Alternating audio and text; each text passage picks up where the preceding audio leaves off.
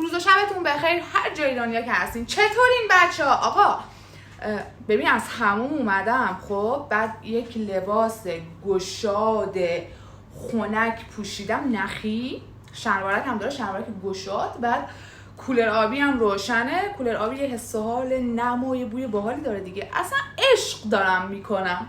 دیشب دوستم اومده بود اینجا، بعد یه داستانی برام تعریف کرد، یه اتفاقی که دیشب تو خوابگاه افتاده بود که خیلی برگریزون بود واقعا، و گفتم بیام واسهتون تعریف کنم، اما همزمان برای که حوصله‌تون سر نره یک غذایی هم درست کنیم با هم دیگه، یک غذای خوشمزه. ببین اینو حتما به غذای دقت کن، به پشت سر من توجه نکنید، انقدر کثیف و شلخته است. من یک هفته است نه ظرفامو تونستم بشورم، اینجا که اصلا داغون، پشت صحنه که اصلا افتضاح، هیچ کاری نتونستم بکنم چون که خیلی سرم شلوغه. ببین من همزمان یوتیوبو دارم جلو میبرم، پیج اینستاگرام هم هست، آنلاین شاپ هم هست، درس و مشق و اینایی هم هست، و یه کار بیرونی دیگه هم دارم دیگه. خودت فکر کن.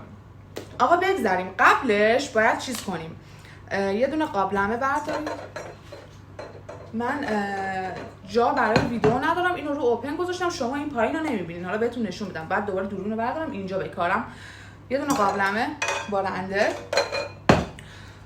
2 تا پیاز نسبتا بزرگم بردارید و اینا رو پوست کنید و رنده کنید با این رنده درشته، با این رنده کنید. ببین من الان اینا رو رنده میکنم، بعد یکم روغن میریزم، میذارم رو گاز سرخ بشه، تفت بخوره همزمان، و برم موهامو خوش کنم که سرما نخورم، کولر روشنه، یکم به خودم برسم، چون قبل از این ویدیو من داشتم 2 ساعت گریه میکردم. حالا بهتون میگم چرا، تو PMS هم هستم، افتضاح. برمیگردم. من برگشتم، یکم موهامو خوش کردم، یکم میکاپ کردم که اون ورم صورتم که به خاطر گریه بود دیده نشه. بعد ببین اینجا وایسم. آره آخه من یوتیوب تازه شروع کردم، هنوز اونقدر سر فیلم برداری اینا وارد نشدم که دوربینو کجا بکارم، کجا نکارم، چیکار بکنم، چیکار نکنم، و خونم خیلی بهم ریخته، سر جایی نمیتونم بذارم.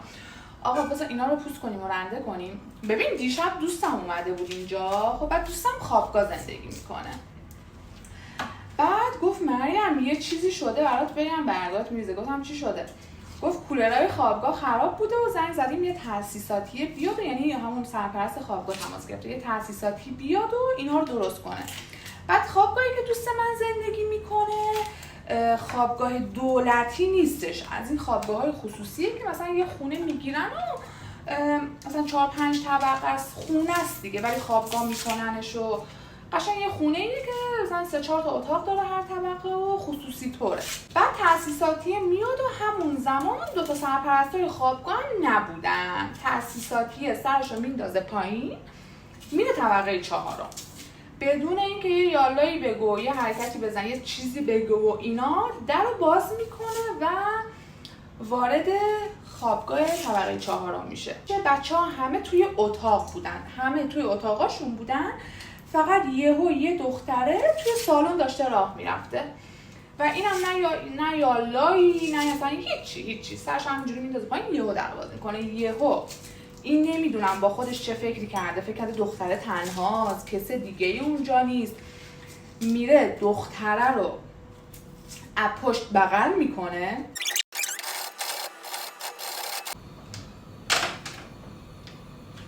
ببین پیاز زیاد بریز، اینا رو میبینی چقدر زیاده، اینا خیلی زیاده، چون پیاز کلا غذا رو خوشمزه میکنه. حالا تا اینا سرخ میشه ما بریم مرغامون رو چیز کنیم. سینه مرغ میخوایم بچه، سینه مرغی که استخون نداشته باشه، حالا اگه استخون هم داشت ایرادی نداره.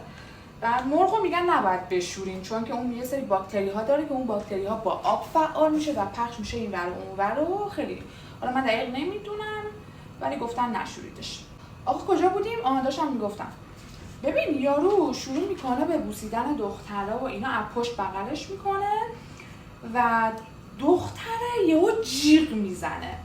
جیغ که میزنه تمام بچه‌ها از اتاقای دیگه میریزن بیرون. وقتی میریزن بیرون، حالا دختره بعدش اینا رو تعریف کرده واسه بچه‌ها که آره من همینجوری که بغل کرده بوده تو گوشم هی قسمم میداده تو رو خدا هیچی نگو، تو رو خدا من زن و بچه دارم، و بچه‌ها میریزن سرشو. این شروع میکنه به فرار کردن. بچه‌ها سریع تماس میگیرن به پایین، و یه نفر از طبقه همکف که کلید داشته در حیاط رو میره قفل میکنه که این نتونه فرار کنه. دیگه خلاصه بعدش زنگ میزنن پلیس میاد و دیگه پا میشن میرن پاسگاه و این دیگه بعدش من خبر ندارم چی شده و اینا. ولی مرده اونجا مثلا قسم میداده تو رو خدا نکنین، ولم کنین، من زن دارم، من بچه دارم. بعد دوستم پرسیدم یارو چند سالش بود؟ گفت بماند که چقدر چهره کریه و بدی داشته، چیزی هولوش 40 سالش، دوستم میگفت راحت 40 سالش بوده و دختر قش کرده و فشارش افتاده و انقدر گریه میکرده و این حرفا. ببین من فکر کردم مثلا من اگه تو اون وضعیت بودم اصلا من میمردم واقعا، اصلا حتی تصورشم اگه دختری رو داری این ویدیو رو میبینی حتی تصور این قضیه خیلی وحشتناکه. نمیفهمم تو که زن داری، حتی اگر زنم نداشته باشی، الان هستن کسایی که شغلشون اینه و تو کوچه خیابون بری پر شغلشون اینه، بدون دردسر راحت نیازی داری میتونن برطرف کنن برات. چرا میای و توی خوابگاه دخترانه این کارو میکنی؟ بذارید یه بار تو ویدیو کل موادی که لازم هست رو بهتون نشون بدم که هی وسط ویدیو گیج نشینه و منم از این ور به اون ور نپردم. خب آقا هویج یکم ریز کنید، بعد سینه مرغ 1 سینه و نصفی و اینا هم اصلا چیزای آماده توی بازاره. ببین این چه ذرت، این هویج هم توش داشت ولی چون هویجش کم بود من دوباره هویج ریز کردم خودم دوباره. فلفل نه نخود فرنگی و اینا چیه، لوبیا سبز و زعفران به مقدار فراوان. ببین خسیسی نکن تو زعفرون، بذار هم خوش طعمش کنه هم خیلی خوش رنگش کنه. و نمک و فلفل و زردچوبه. ببین اصلا هیچ کار خاصی لازم نیست بکنی. پیاز که به این مرحله رسید یه مقداری طلایی شد، مرغاتون رو بهش اضافه میکنید و سرخش میکنید.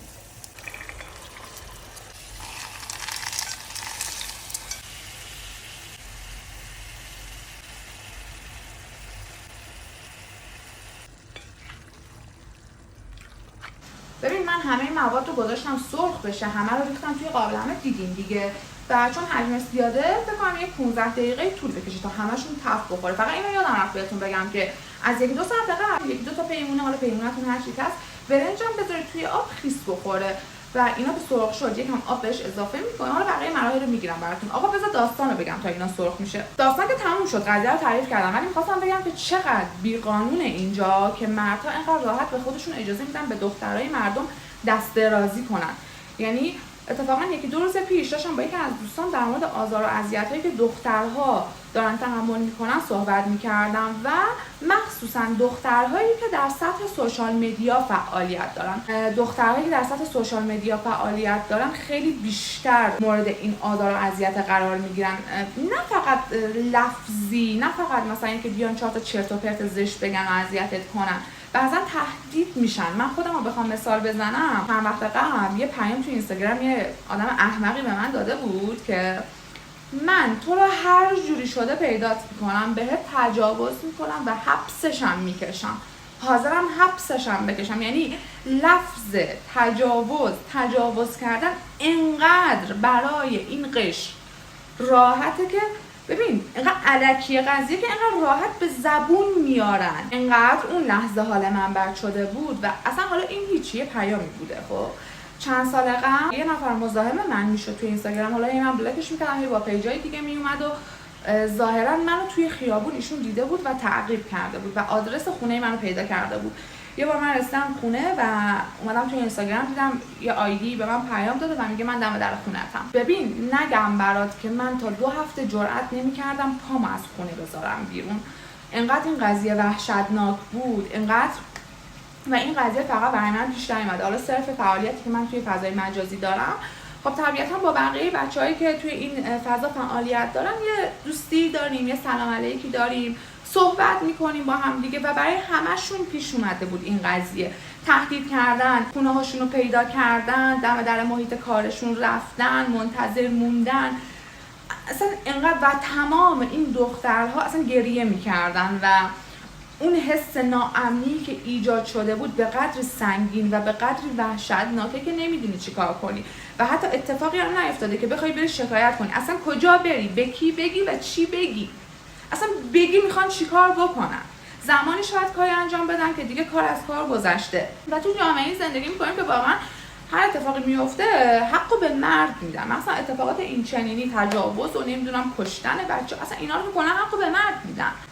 یه داستان دیگه براتون تعریف کنم، داستان نیست، یه موضوعی که اگر شما دختر هستید و توی این فضا فعالیت دارید یا میخواید که توی این فضا فعالیتتون رو شروع کنید، اینو همیشه یادتون باشه. بلاگری رو سالها قبل دنبال میکردم، هنوزم دنبالش میکنم، فکر کنم اسمش بهار بود. آره، یه دختر خیلی زیبا، خیلی خوشگل با چشای آبی، شاید خیلیاتون بشناسیدش و ایشون تهران زندگی میکرد. حالا مهاجرت کرد، فکر کنم امریکا مهاجرت کردن رفتن ایشون و بعد از یه مدتی یه سفر کوتاه اومدن ایران که خانواده‌شون رو ببینن. با یکی دیگه از دوستاشون رفته بودن توی یکی از مال‌های تهران. یک آقایی بود ظاهرا مزاحم ایشون میشده و ایشون توی اون فضایی که بودن حالا با دوستشون شروع میکنن به استوری گذاشتن و بلافاصله این آقا پیام میده تو توی فلان مالی، من 5 دقیقه تا اونجا فاصله دارم، ببین پیدات میکنم. حالا من دقیق حضور ذهن ندارم، خب چون این قضیه نمیدونم مال 1 سال قبل 2 سال قبل،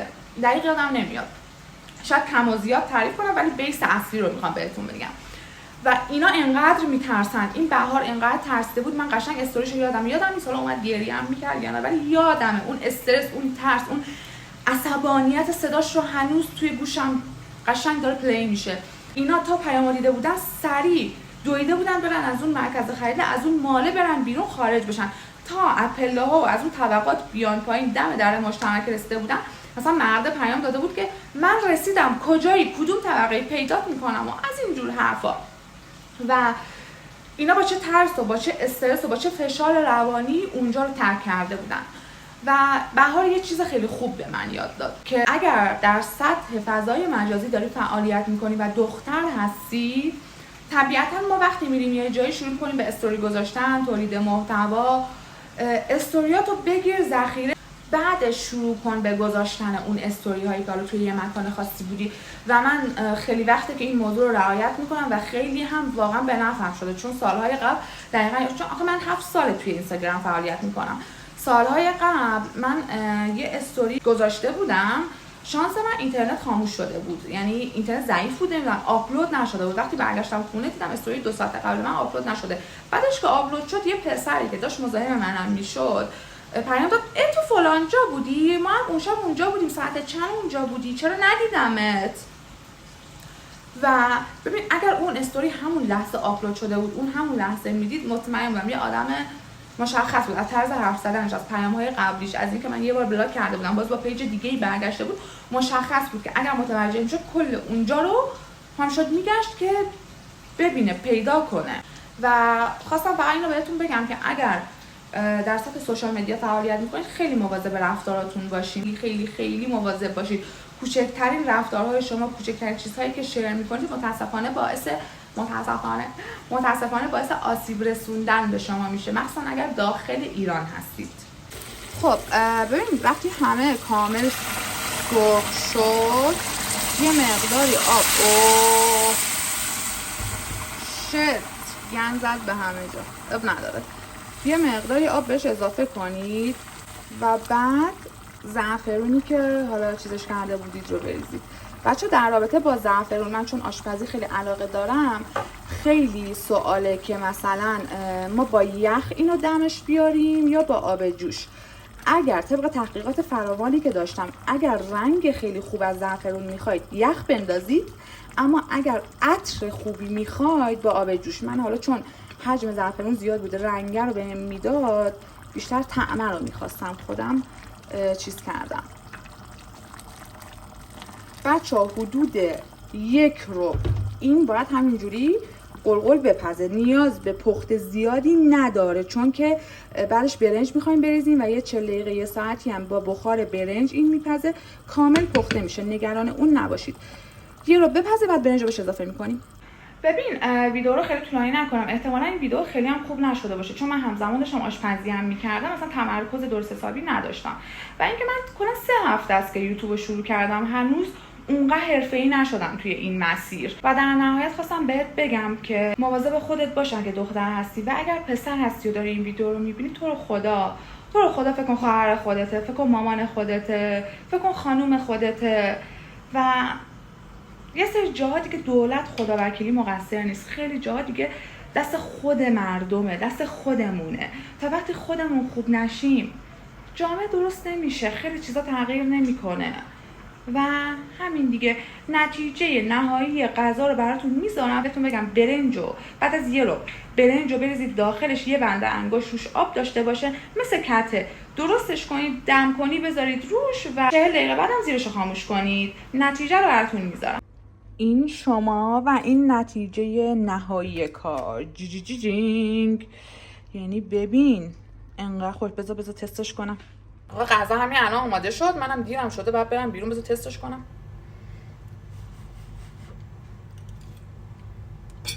داغه.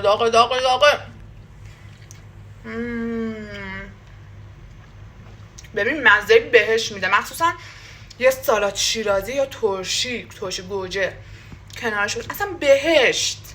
من برم توی ویدیوهای بعدی میبینمتون. اگه از این سبک ویدیوها دوست داشتین و خوشتون اومد کامنت بذارید و همین دیگه. خدافظ.